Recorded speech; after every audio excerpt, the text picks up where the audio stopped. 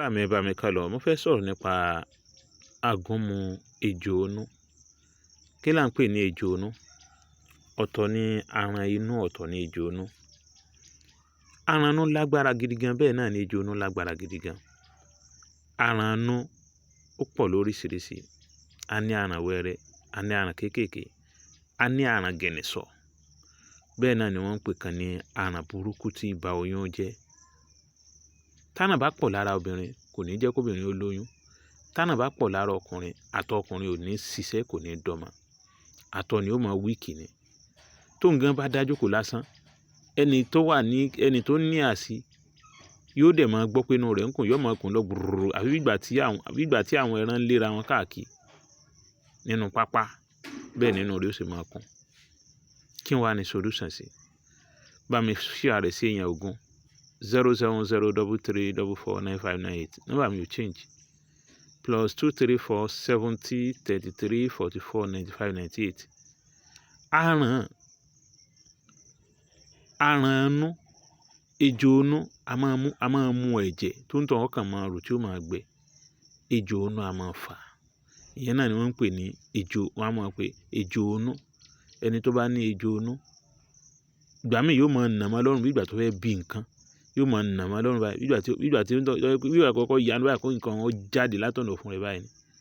Ìgbà míì a máa nà mọ́ lọ́rùn tó ṣe pé yóò rò pé nǹkan kan jókòó sí ọrùn. Wọ́n mọ̀ ní nǹkan kan jókòó sọ́rùn wọn. Nǹkan kan jókòó sọ́rùn wọn. Nǹkan kan jókòó sọ́rùn wọn. Aràn inú ni. Ó wá ní àgúnmu tá a lò sí. Ẹ lọ bá mi wá egbò ifọ́n tútù. Àgúnmu rẹ̀ wà nílẹ̀ báyìí. Ó wà nílẹ̀ báyìí. Kò sí nítòsí mi ní bá ní kí n gbé fún yín. Ìbá ní kí n fi hàn yín, kí n fi powder rẹ̀ hàn yín. Ẹ lọ bá mi wá egbò ifọ́n tútù. Egbò ifọ́n tútù. Ẹ bá ń wá ata. Ẹ bá ń wá iyọ̀. Ẹ bá mi wá irú. Ẹ lọ ata ní dáadáa. Ata àjọsí ni ẹ wá o. Ata ìjọsí, ata kéékèèké. Ẹ wá irú, ẹni irú, ìbá ṣe irú pẹ̀tẹ̀, ìbá ṣe irú wóró. Ẹ wá. Ẹ lọ̀. Ẹ wá lọ bá ń wá àlùbọ́sà eléwé. Ẹ lọ̀ ọ́ náà dáadáa kó di powder. Tẹ́ bá ti wá di powder, ẹ wá mix gbogbo nǹkan yìí papọ̀. Ẹ wá mix ẹ̀ papọ̀. Tẹ́ bá ti wá mix ẹ̀, ẹ wá rọra máa ká bí róbó. Ẹ rọra máa ṣe bí róbó tí ò ní máa ju size kékeré báyìí lọ.